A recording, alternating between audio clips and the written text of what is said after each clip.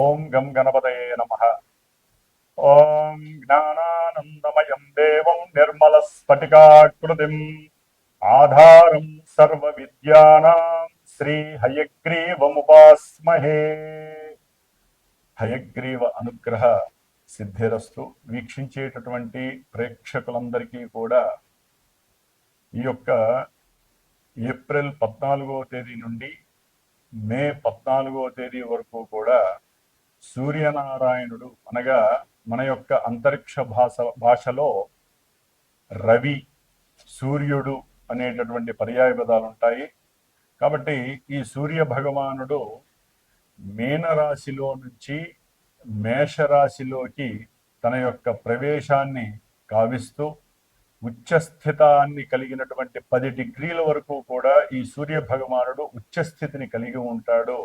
కాబట్టి ఎంతో మంది రాశుల వారికి, అట్లాగే సూర్యగ్రహ నక్షత్రాలైనటువంటి కృత్తికా నక్షత్రము, ఉత్తరా నక్షత్రము, ఉత్తరాషాఢ నక్షత్రము, అట్లాగే సింహరాశి, కొంతమంది రాశుల వారికి అట్లాగే ఈ నక్షత్రాల వారికి కూడా చాలా చక్కటి ఆరోగ్యము, అనుకున్న కార్య అధీష్టాలు, ఉన్నతమైనటువంటి ఉద్యోగ ప్రాప్తి కలగటానికి అవకాశం లభిస్తుంది. ముఖ్యంగా ఎవరైతే ప్రభుత్వ ఉద్యోగపరంగా ఎన్నో ఎగ్జామ్స్ రాసి ఎన్నోసార్లు ప్రభుత్వ ఉద్యోగాలకు సంబంధించినటువంటి పరీక్షలు రాసి ఉన్నారో వారందరికీ కూడా చక్కటి ఉత్తీర్ణత శాతం కలిగి అట్లాగే ఉద్యోగ ప్రాప్తి కలగటానికి అవకాశాలు మెండుగా ఉన్నాయి.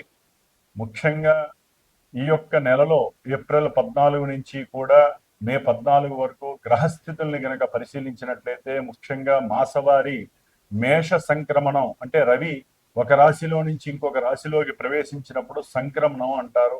ఇది చాలా విశిష్టమైనటువంటిది. అటు పితృదేవతలకి చాలా పవిత్రమైనటువంటి రోజు ఈ సంక్రమణం.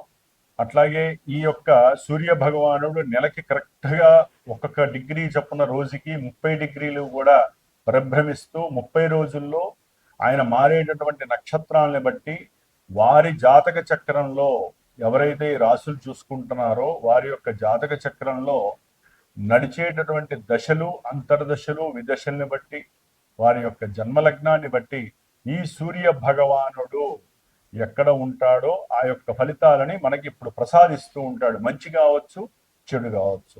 కాబట్టి చాలా మందికి రాశి మాత్రమే, మా యొక్క నక్షత్రము, మా యొక్క రాశి దండి ఎలా ఉంటుంది అని మాత్రమే కనుక్కుంటున్నారు.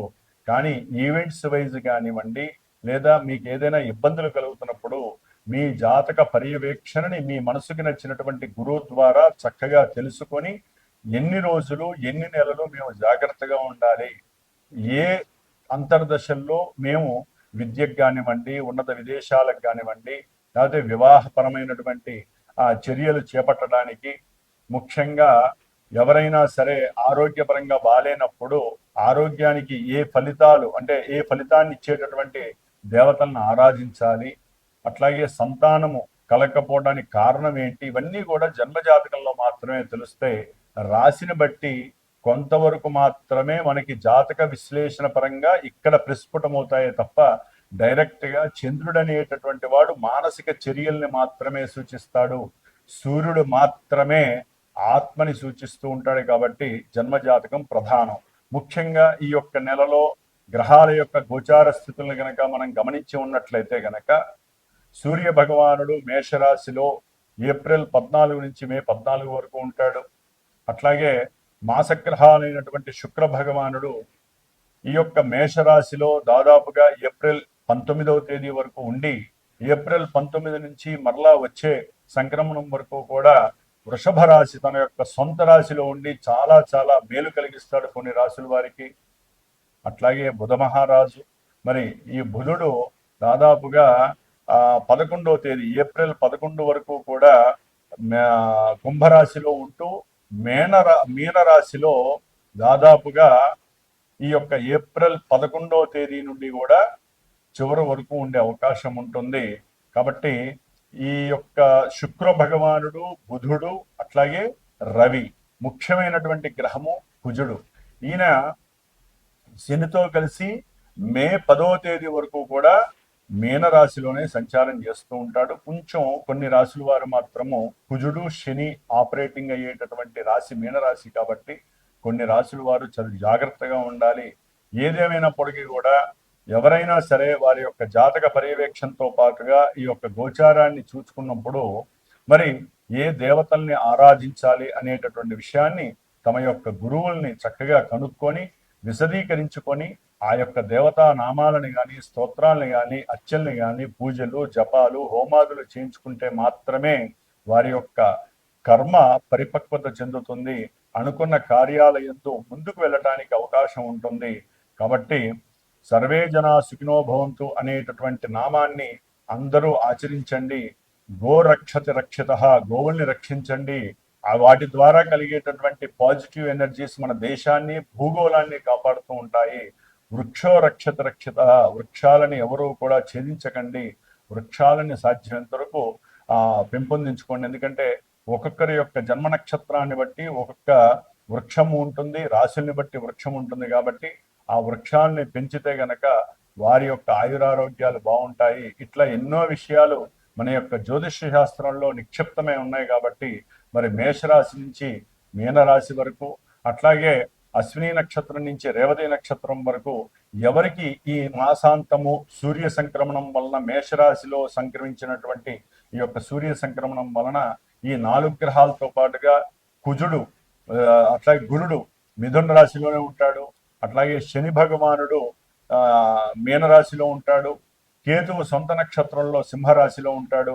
రాహువు కుంభరాశిలో సొంత నక్షత్రంలో ఉంటూ కూడా వారు చేసే విన్యాసాలు వారిచ్చే ఫలితాలను మనం ఇప్పుడు తెలుసుకుందాం. ఓం శ్రీమాత్. ధనుస్సు రాశి. ధనుస్సు రాశి వారికి ఏప్రిల్ 14 నుంచి మే 14 వరకు గ్రహ గోచార స్థితులను కనుక గమనించినట్లయితే పంచమంలో ఉచ్చస్థిత రవి, చతుర్థంలో కుజుడు శని నీచస్థిత బుధుడు, తృతీయంలో రాహువు, భాగ్యంలో కేతువు, సప్తమంలో గురుడు. అట్లాగే ఈ నెల 19 వరకు కూడా పంచమంలో శుక్రుడు, 20వ తేదీ నుండి కూడా శుక్ర భగవానుడు 6వ స్థానంలోకి తన యొక్క స్వంత క్షేత్రంలోకి అడుగు పెడుతున్నారు.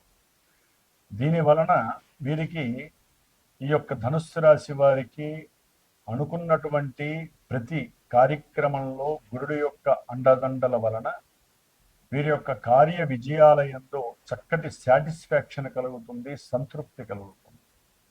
అట్లాగే వివాహ సంబంధిత విషయాలలో చక్కటి లాభము కలిగే అవకాశం ఉంటుంది. వ్యాపార విస్తరణ జరుగుతుంది. వ్యాపారంలో మంచి లాభాలు కలగడానికి అవకాశం ఉంటుంది.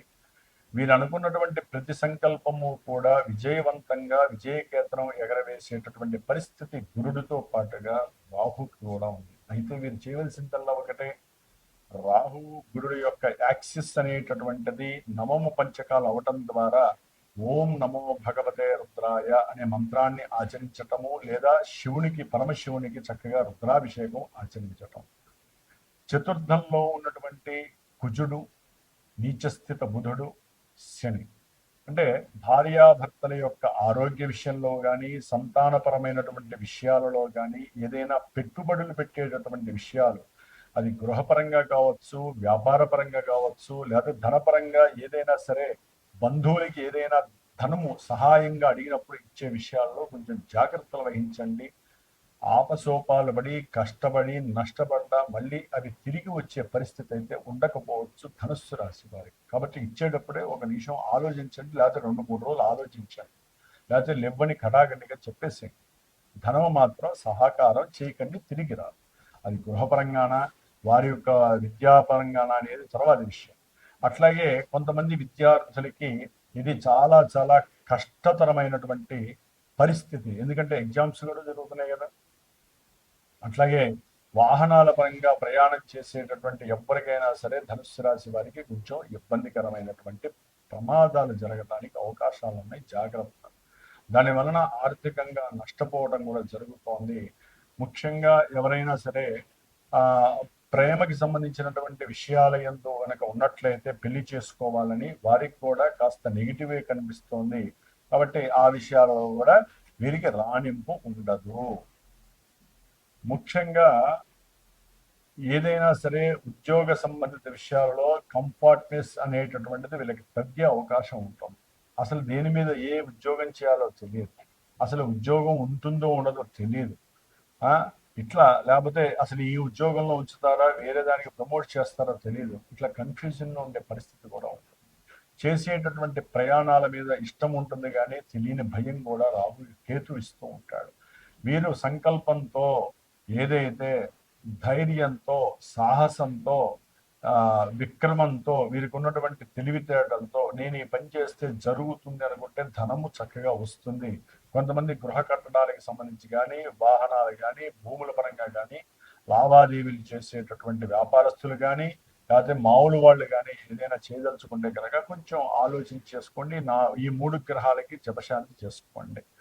అట్లాగే సూర్య భగవానుడు ఉచ్చస్థితిలో 5వ స్థానంలో ఉండటం ద్వారా పిల్లలకి సంబంధించినటువంటి భాగ్యపరమైన విషయాలలో కొన్ని జాగ్రత్తలు తీసుకోమనాలి. మీ యొక్క ఏకాగ్రత లెవెల్స్ కూడా పెరగడానికి అవకాశం ఉంటుంది. ఉద్యోగ వ్యవస్థలో కొంతమందికి ధనుస్సు రాశి వారికి ఉద్యోగం వస్తుంది అనుకుంటే అది పోయే అవకాశం ఉంటుంది. లేకపోతే ఉద్యోగంలో ఉన్నటువంటి వాళ్ళకి కొంత వెసులుబాటు కలగటానికి వీరికి తమకున్నటువంటి శక్తి తెలివితేటల యొక్క శక్తి బాగా పనిచేయడానికి సూర్య భగవానుడు మంచి అవకాశాలు ఇస్తున్నాడు.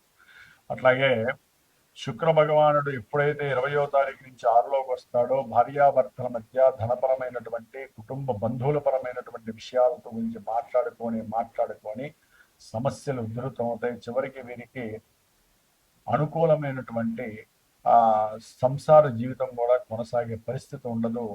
కొంతమందికి ధనపరంగా, కొంతమందికి వీరు మాట దొరలటం ద్వారా, కొంతమందికి భార్యాభర్తలకి సరైనటువంటి నైపుణ్య శక్తి లేక వారిద్దరి మధ్య సరైన అవగాహన లేక కోర్టులకి సంబంధించినటువంటి దోషాలు వాటి పరంగా ధన నష్టం కలగడానికి అవకాశం ఉంటుంది.